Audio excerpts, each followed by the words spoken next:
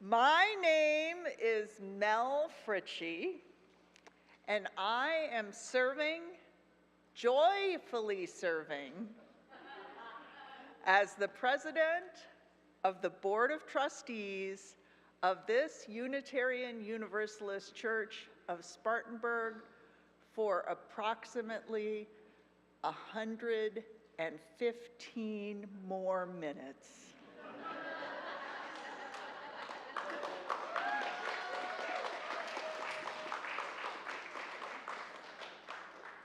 If I serve longer than 115 more minutes, it becomes less joyful. I am delighted to welcome you this morning, whether you are here at UUCS or virtually. This is a welcoming congregation where everyone is welcome, just as we each are. If you are visiting with us this morning, you have picked an amazing morning to join us. We would love to meet you and share more about the life of this congregation. Visitor cards may be found in the pocket on the back of the chair in front of you. Please feel welcome to fill one out and place it in the offering plate during the service so that we can connect with you. There are many important announcements on the sheets titled Connect at the back of your bulletin this morning. Please open your bulletin to see all that you can be a part of in this very active congregation. Here are a few highlights. Today, Sunday, May 19th, following our morning service, as I have alluded to, we will be holding our annual meeting. This is a time to elect new officers, vote on our new budget, approve an updated contract for Scott, and celebrate all that we have done together as we launch into a new year of service. This is a vital and joyful gathering. Please plan to attend. Following the annual meeting, we will celebrate the church year with a potluck and recognition of Sybil Argintar's service to our congregation for the past 8 years. Please come and celebrate. Come if you have brought food. Come if you have not brought food. I promise you there is plenty of food for everyone. Childcare for infants through 4K is available during the annual meeting. Parents are responsible to pick up their children after the meeting so they can take part in the potluck lunch. Building a community of communities with Paula Cole-Jones. Many of you have seen the announcements on social media and are aware that the South Carolina UU Justice Alliance is excited to offer a workshop that helps congregations build beloved community for all. This workshop for South Carolina UU congregations will review strategic steps towards creating multicultural change in our congregations. Paula Cole-Jones will guide us through actions we can take to embrace the spiritual, cultural, and structural aspects of moving more fully into our vision of the beloved community through the lens of the 8th principle work. We hope you can join us for this important and timely work. SCUJA received a UU funding program grant to bring this opportunity at no cost to our congregation. The event will take place Saturday, June 8th from 10 to 3 and Thursday, June 13th from 7 to 9. Please see the announcements in the happenings or on the whiteboard in the foyer to register. Thank you for being here. Thank you for joining us virtually. Thank you.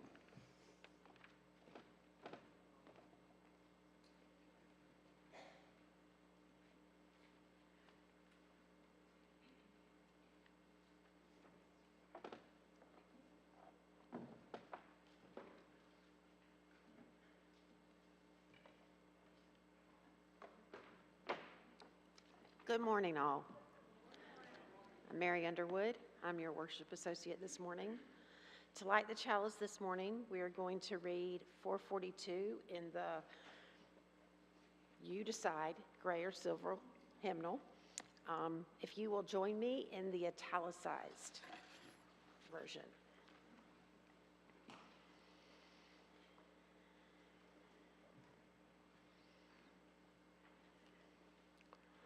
We bid you welcome, who come with weary spirits seeking rest, who with troubles that are too much with you, who come hurt and afraid. We bid you welcome, who come with hope in your heart, who come with anticipation in your step, who come proud and joyous. We bid you welcome, who are seekers of a new faith, who come to probe and explore, who come to learn.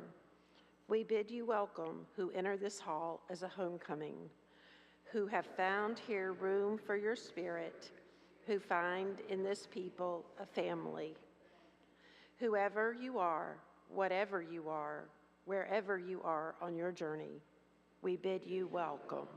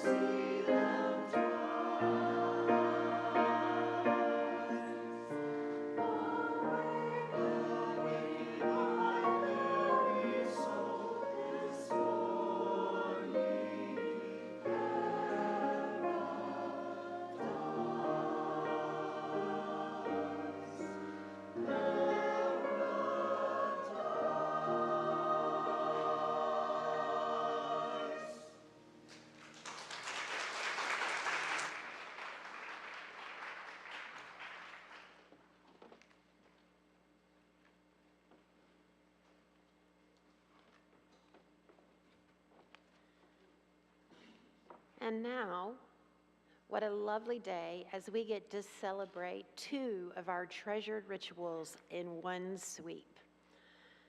We are a community that strive to hold each other in our hearts, to support one another through difficulties, and to celebrate one another through joys.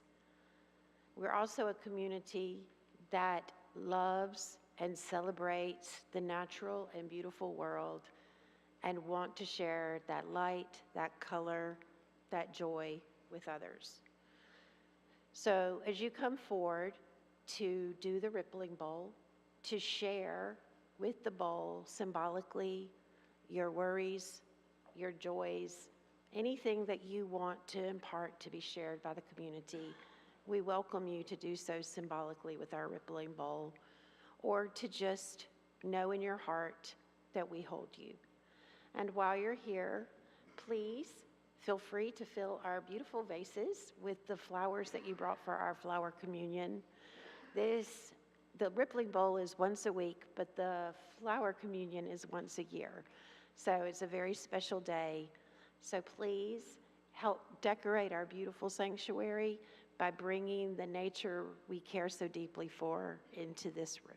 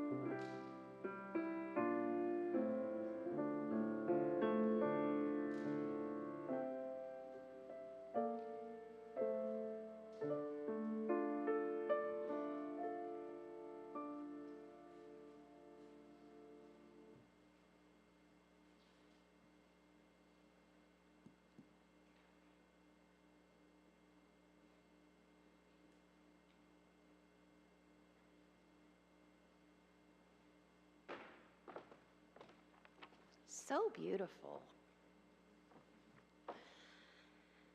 Now is the time where we reaffirm the promise that we have chosen to make to one another. As a congregation that doesn't have a dogma or a creed, this promise that we've made to ourselves and to one another is the guiding light that moves us forward as a community. Please join me in reading the covenant. With courage we say, we are a people of faith and hope.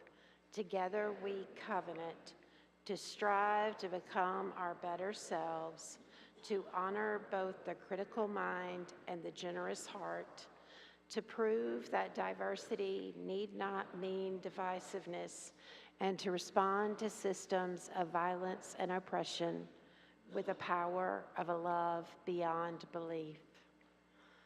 And now comes the time where we greet one another. And we are a pretty full house today, so this should be quite the holy chaos. So please greet one another as each is comfortable. Please ask for any physical interaction, and please feel free to say you're not comfortable, because we can love you with our energy and our hearts and not touch you if you don't like it. So please enjoy the wildness that comes with greeting, but also please, when the music starts back, we've got a lot to do today. Please hurry back to your seats. Thank you.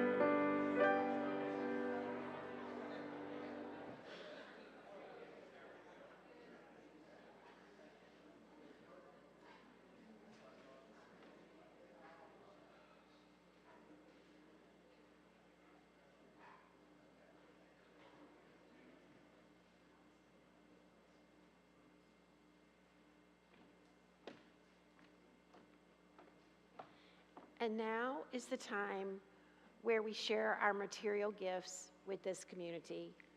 All of the gifts that we bring, our energy, our love, our talents, our gifts, our time, all that we give is of great value. But we do live in a world that requires materials in order to keep functioning. So we appreciate all of the financial gifts you are able to give as well. This month's Share the Plate is Angels Charge Ministry, and we have invited James Winfrey, the board chair of Angels Charge Ministry, to come and tell us about his organization.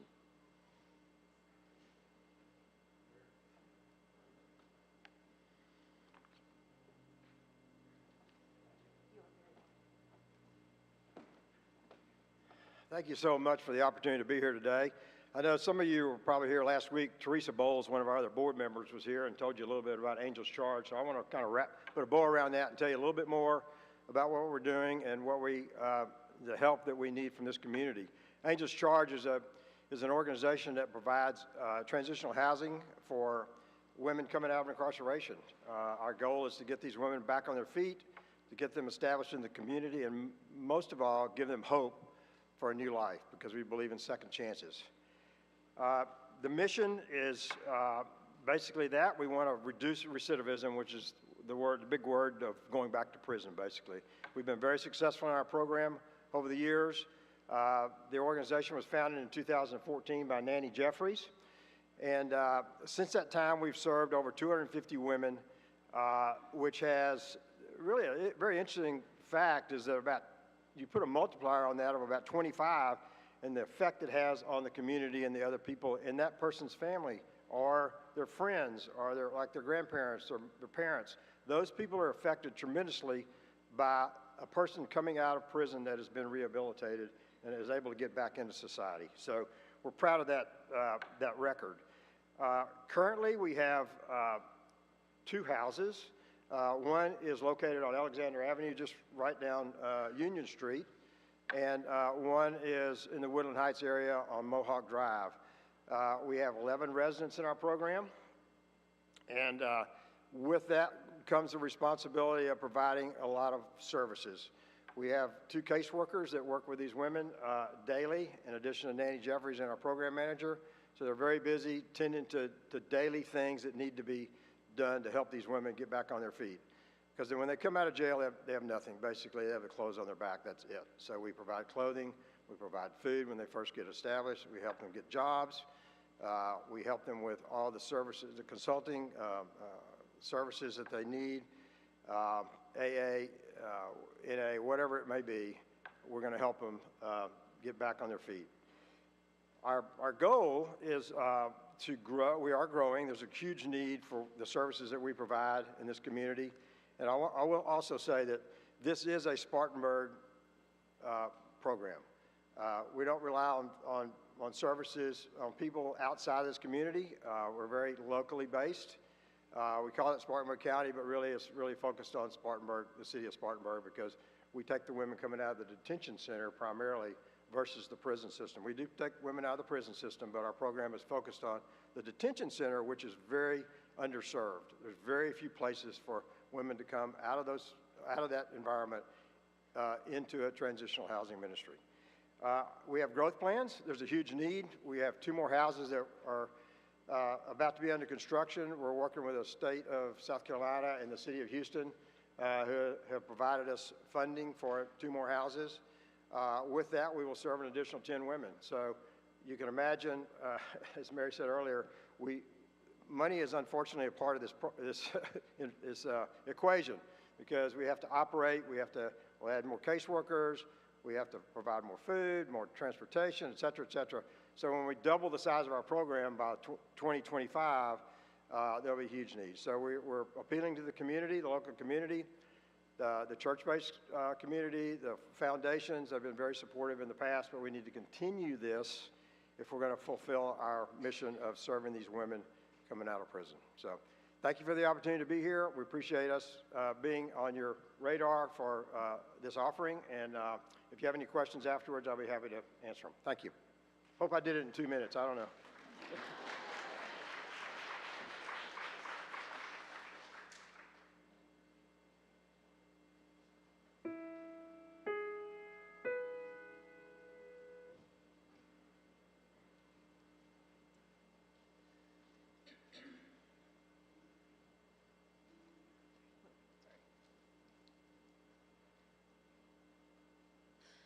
You belong among the wildflowers. You belong on a boat out at sea. Sail away, kill off the hours. You belong somewhere you feel free. Sail away, go find a lover. Go away, somewhere bright and new. I have seen no other that compares with you. You belong among the wildflowers. You belong on a boat out at sea. You belong with your love on your arm. You belong somewhere you feel free. Ooh,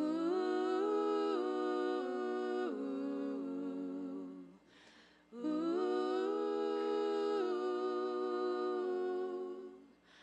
ooh,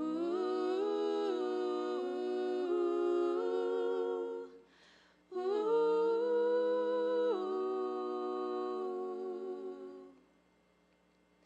Run away, go find a lover.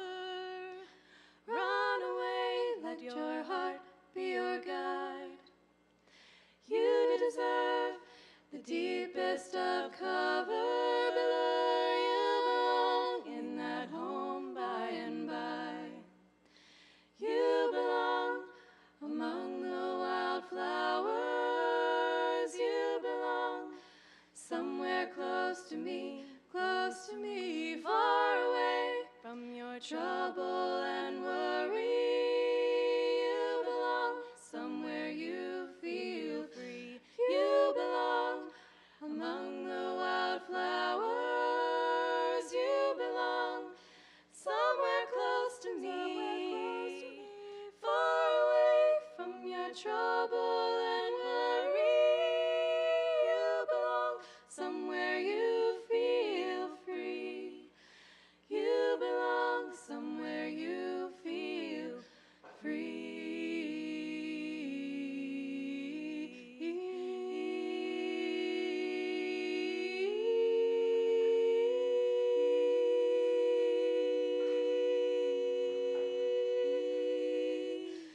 You belong somewhere you feel free.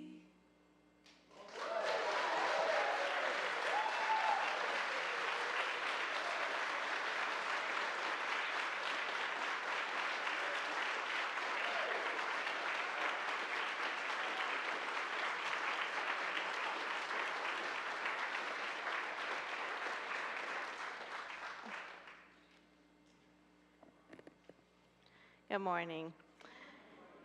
This year in the RE program, we had 4 classes, 4 multi-age classrooms, infant through 4K, which is basically cooperative playtime, 5K through 2nd, which their curriculum this year was around the church around the year. 3rd through 5th grades was holidays and holy days. 6th through 12th grades was riddle and mystery in the fall and popcorn theology in the spring. Additionally, we offered a 3rd Sunday social time each month for youth in grades 6 through 12. All of these classes were taught, for the most part, by volunteers. And all of our program is thoughtfully managed by a volunteer RE committee that meets once a month with many online discussions in between. This summer, we'll be offering multicultural stories for our 5K through 3rd graders, and of course, we'll continue as always with childcare every Sunday. Older children and youth will have the opportunity to join in the service over the summer. I'm also excited to report that we have 2 youth that will be attending summer camp up at the mountain, and part of that is due in part to a very generous scholarship fund that was set up here. In the fall, the program will continue with childcare every Sunday, spirit play for the 5K through 2nd grade, holidays and holy days for the 3rd through 5th again, coming of age for the 6th through 8th grades, and we'll play around a little bit with the high school group with a curriculum called Principled Music. And youth will continue with their youth group, probably once a month. It may be more than that, just depends on the interest. Well, none of this would be possible without a special group of volunteers that have helped me in countless ways to make the religious education program happen. So as I call your name, please come forward so others can recognize you, and take as a very small token of my appreciation, there's a flowering plant, and you will also see a chalice pin that I would like each of you to have. Most of my volunteers are here today, but not everyone could be here, and I still want to recognize them for their passion and dedication to the children and youth in this program. So to start with, RE Committee, Al Randall, who has been chair for many years, but chair in the fall. Sarah Hamilton, who has been chair this spring. Monica Spence, Courtney Dural, and Jack Richardson.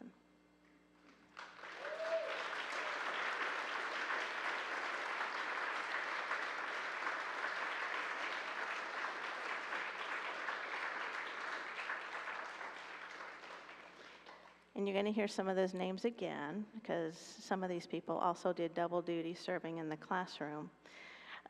Classroom teacher guides include Sarah Hamilton, Virginia McLean, Monica Spence, Grayson McDowell, Tracy Stapleton, Kathleen Anderson, and Kathleen was also my co-camp counselor at our summer camp last summer, which I couldn't have done without her. Chris Kristaniak, or Chris K., Ella Webster, Claire Van Sant, Al Randall also, Michael McLean, and Melanie Burt.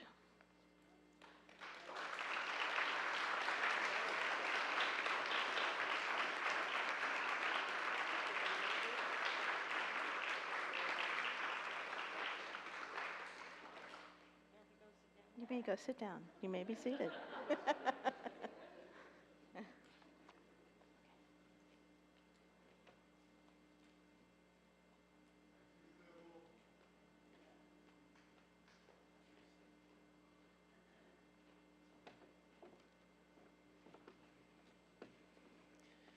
I'm going to ask Al Randall and Sarah Hamilton to come and join me.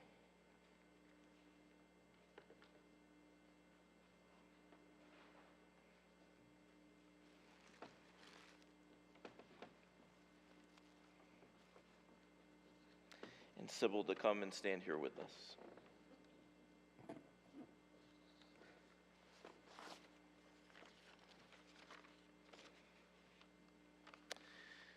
You heard Sybil outline what has happened in this last year with RE, and also what is planned for next year in RE.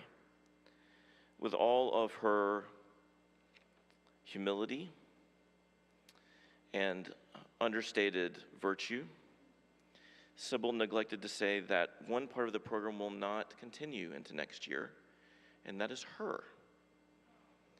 And so when she casts forward plans for the coming year, what you're hearing is her care for us to provide a plan for RE going forward, so that whenever our search for a new director of religious education arrives at completion, that person has a plan for the year from which they can work and which they can revise. But they are not starting from nothing. They're starting with all of the continuity of volunteers and curriculum and programming that Sybil has so ably provided to us for over 8 years. There's going to be a time to applaud Sybil in just a moment, but for that planning ahead, even though she will be absent, would you please give her a standing ovation?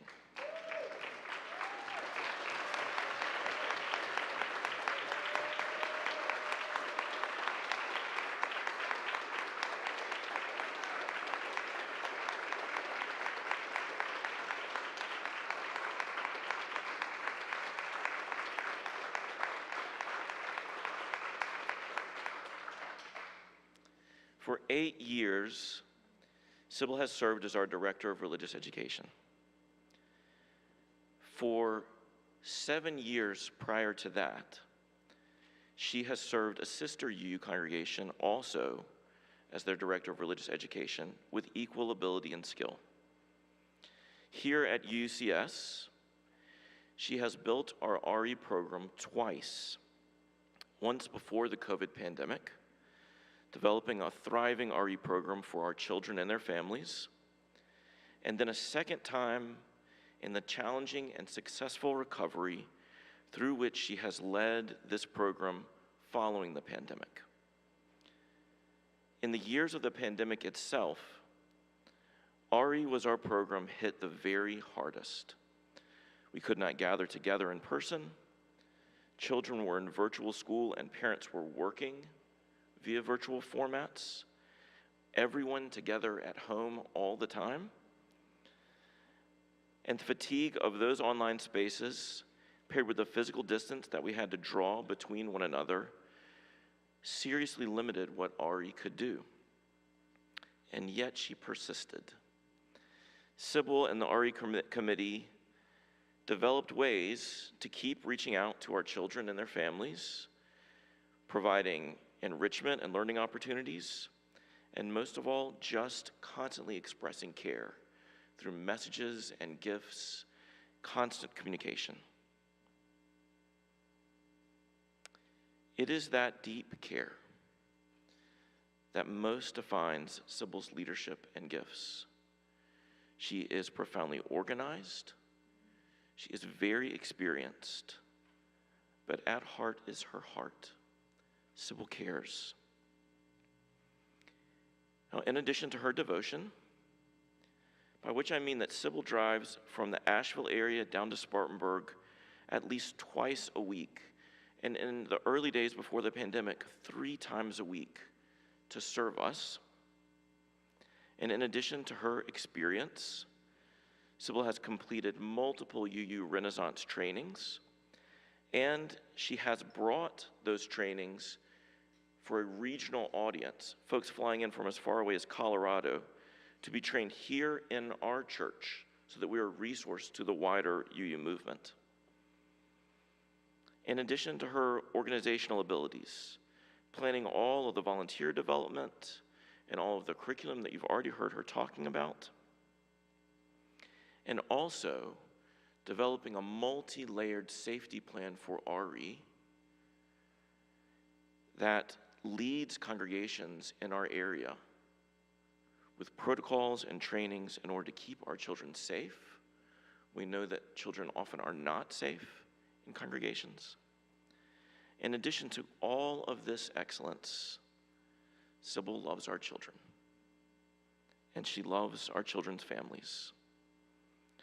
And by extension, even those of us who are most difficult, and I would place myself at the top of that list, Sybil loves our church family.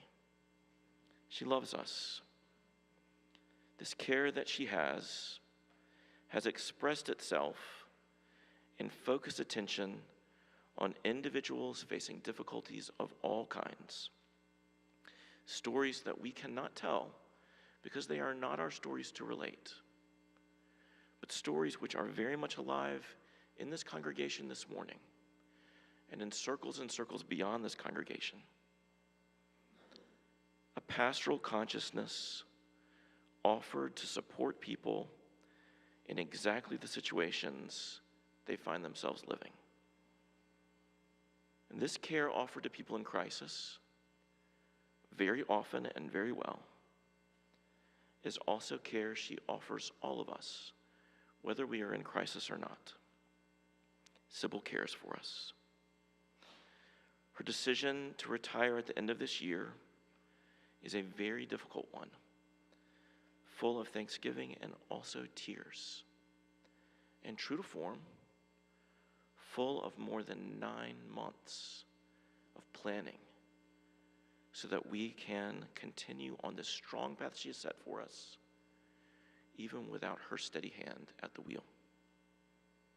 I want to invite Al Randall, who has worked closely with Sybil all of these 8 years, often as chair of the RE committee, to share with us a few words.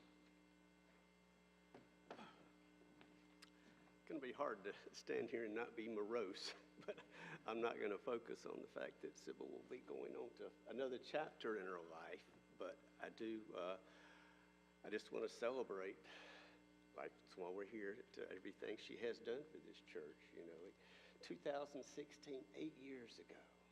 I mean, okay, Sybil came here. She's been practicing in Black Mountain, right? Okay, she came here. Everything she knew, she threw at us and put it into it, and it was awesome. I mean, everybody wanted to volunteer because Sybil provided all the materials and encouragement.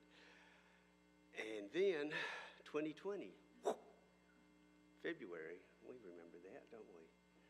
Everything just shut down, and it was just a whole new game. Never been there, done that, you know? And Sybil's not one to be still. Anyway, she stays busy and, you know, dedicates herself to whatever she's doing. And she plowed in there, thinking up new ways to connect and going places that we've never gone before. And so that was a very challenging year, and it took a lot because there was not a lot around you to get gratification from when you're pushing and trying to reach out to other UUs and our UUs. And so now, you know, 2024, we're coming out of our rabbit holes, you know, slowly and reconnecting, but it's a brand new world. And Sybil, like Scott said, has basically come up and just, in a lot of ways, had to rebuild things and reconnect. And it's like a start over again. And if we hadn't had someone here of Sybil's caliber and expertise and dedication, man, you know, it could be a muddled up mess like it was a lot of places, but I'm glad you're here. You're called, you know, Director of Religious Education. That sounds pretty up there, but she's a minister. She ministered to us, to the families, in ways that we don't begin to know. I mean, you know, we can't, but thank you. We're gonna miss you. But I know things change. It's a good thing.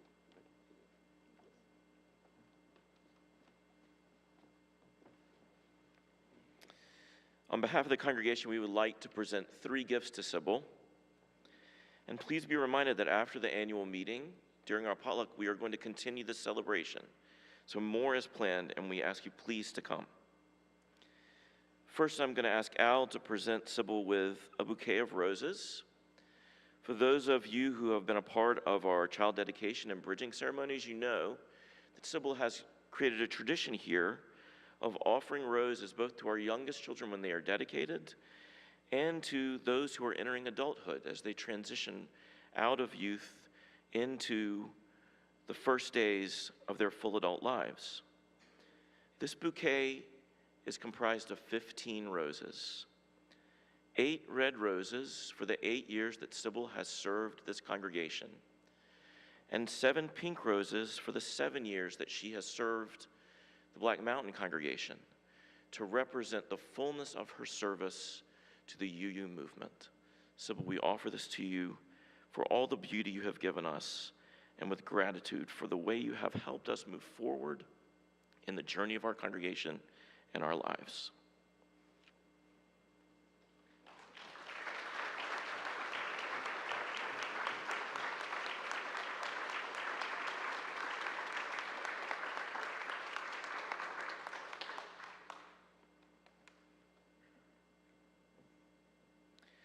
I want to offer a second gift, a gift of light. On behalf of the RE program, our children and families, and the family of this congregation, a chalice created by an artist in the Spartanburg community. And we offer you in gratitude for the light you have shown for us here, and our prayer that this light guides you forward. We're grateful for you, Sybil.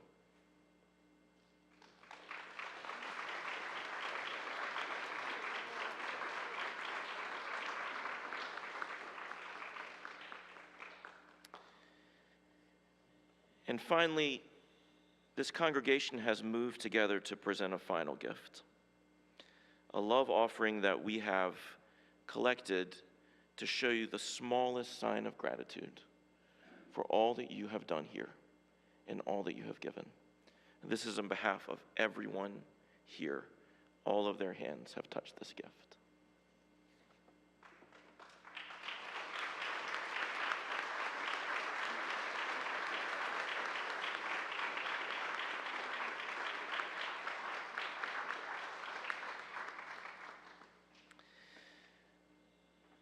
When we were preparing for this service, I told Sybil that we were going to offer her a chance to speak, and she said, I don't know about that. And now I've just extended that invitation, and she has said, she better not. Her heart is too full. Can we offer her one more standing ovation?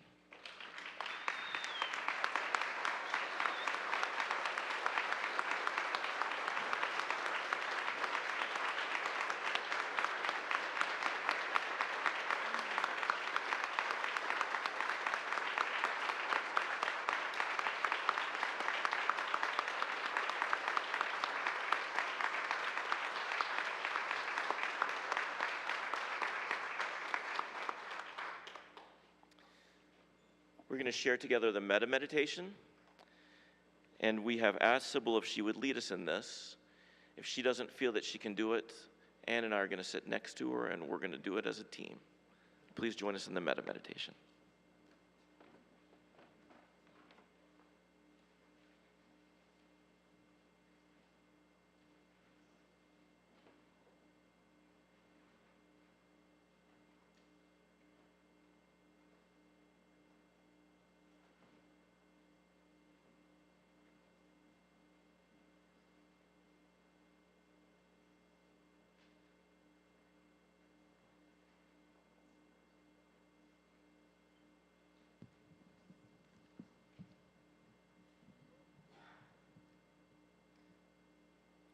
Oh. No, I think. Is this on? I don't think it's on.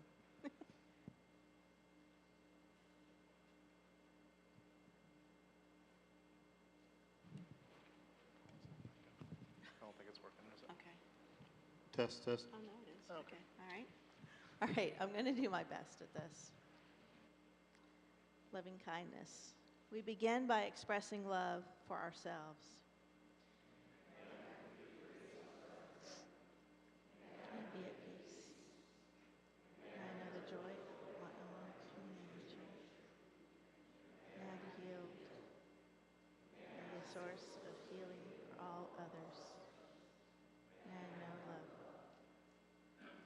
We then express love for those for whom we care.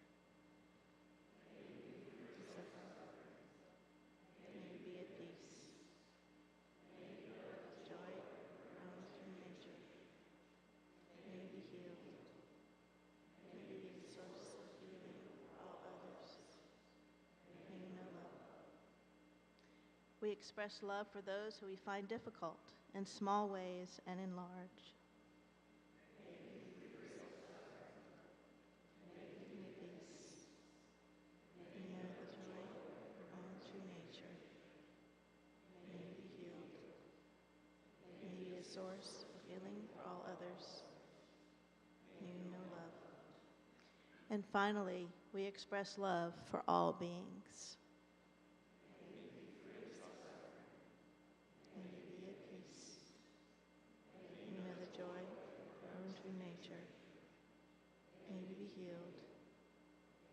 A source of healing for all others, and may you know love.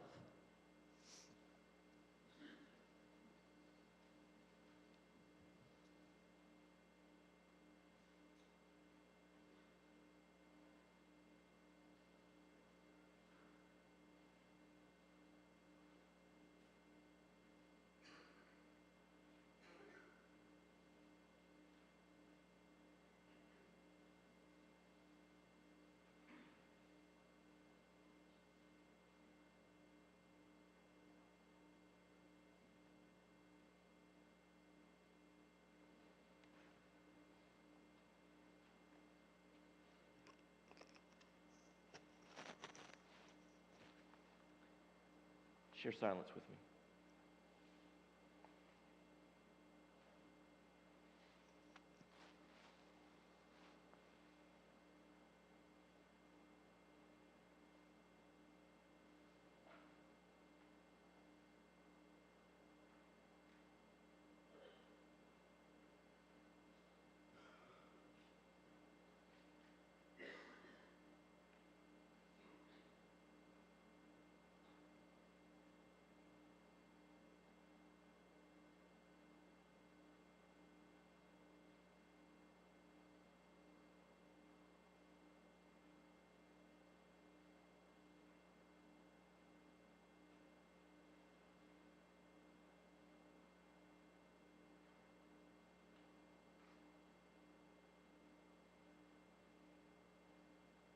Gratitude. Mary and Don Miles asked me to speak with you this month about transitions. And I want to thank them for the timeliness of that request.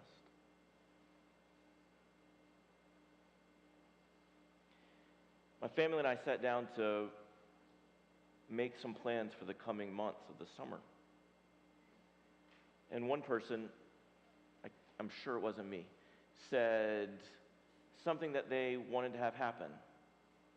And it was going to require something of other people. I don't know how your family meetings have gone in the course of your life. In this case, defenses quickly rose. Everybody braced. People defending the things that they wanted, the positions that they held. You ever seen something like this happen? I'm glad you can laugh. My response is, oh no, here it comes. So what do we do in that situation? What do you do when everybody starts to vie for what they want? What do you do?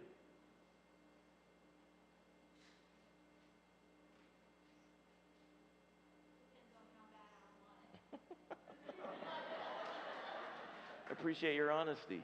Depends on how bad you want it. No matter how bad you want it. What do you do when defenses rise and positions harden?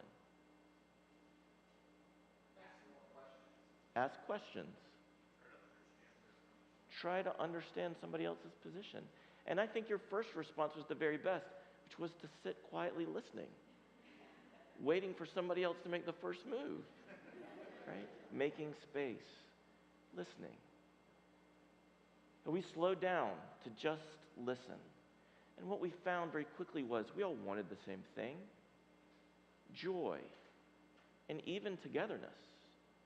And we had different ideas about how we would arrive at that. Just a little bit of slowing down, a little bit of listening and talking. A whole plan emerged that would achieve everything Robin wanted and everybody else too. Does it feel good in here today? Do you feel good? It feels good. It shouldn't feel good in here. In just a few minutes, we're going to have our annual meeting. And the amount of things contained in the very few items we will discuss, it's not an overwhelming agenda. But each item is so densely packed with change and things happening that it should feel like a war in here. Congregations are very bad at change. People have things that they want. They want the things that they want. And other things that other people want are going to mess up what's already good. Don't do it. You know, congregations are a place where people gather to be our better selves, however it is that we articulate that. And yet so often, the spirit that we bring sends us in a somewhat opposite direction. The number of things that are evolving here should be tearing us apart. But here we are. For the last 2 years, and really for the last 7 years, and even before that, you have worked so hard to slow down and listen. To take time to make space for each other, to build understanding and to listen to one another's perspectives, all the things that not only one person wants, but many people want. Many of those things at first seeming like completely opposite things. But in this practice of constantly slowing down and listening, we have found whole new ways of being together. So that in a way that is paradoxical, it defies logic. We can be in the midst of radical change here, and things feel peaceful and full of joy. And so I want to ask you once more to offer a standing ovation to yourselves for all of your work to find each other again and again. And I'm going to lead you in this standing ovation. Let's go.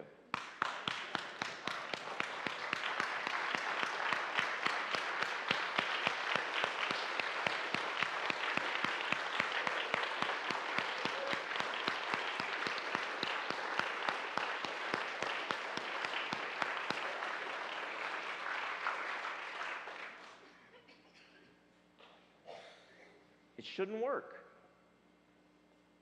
You are making it work.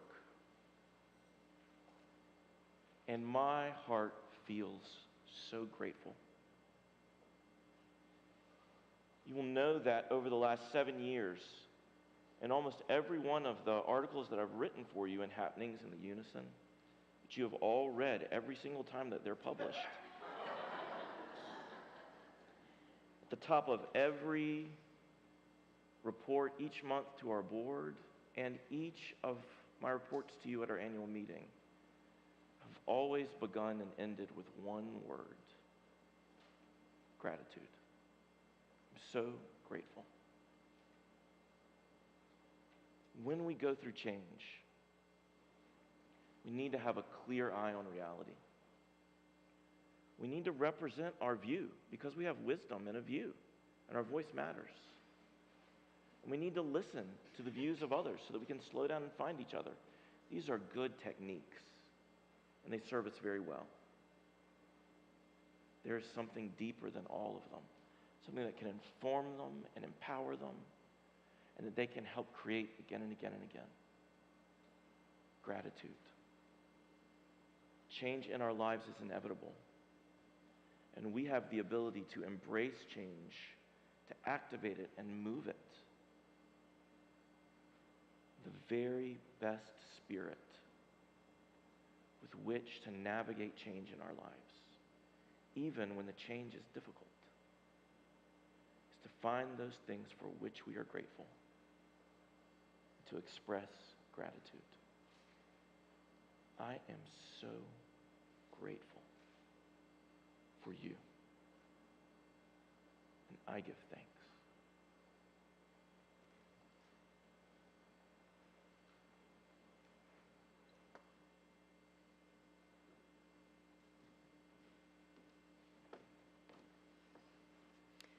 Please rise in body, in spirit, or both for hymn number 300 in your gray hymnal with heart and mind.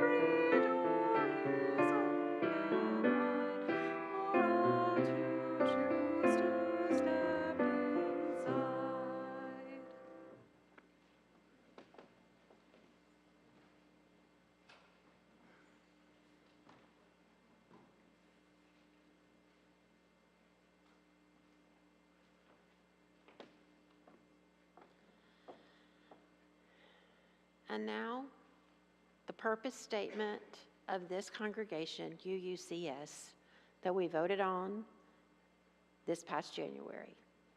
We seek to create a world of mutual thriving for all beings, where everyone has enough and no one has to be afraid. Together, we strive to build this beloved community, growing in wisdom, care, justice, service, and wonder, open to all.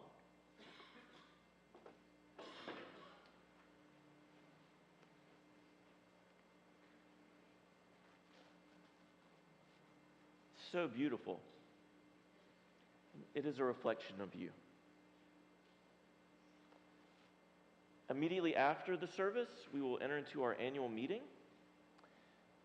If you are a member of the congregation, please be sure you've checked in so that you have your voting card and you can stay. If you are not a member, you are welcome to attend the meeting to hear the business of the church and to watch the members vote. You're welcome. Either way, after the annual meeting, we will be down in the fellowship hall to continue our celebration. And if you are not staying for the annual meeting, go on down to the fellowship hall and save some for the rest of us. Madam President, is there anything else that we need to share before we move on? Any directions or instructions? I don't think so. Just if you have not checked in, be sure to check in with our secretary, Tanya, who's already outside. If you are voting today, if you voted early, I guess you could go downstairs and start eating. Stay for the fun. Please stay for the fun. Thank you.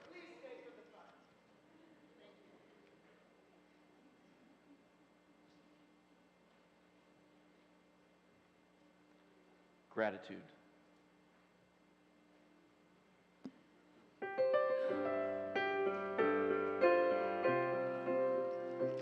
We have spent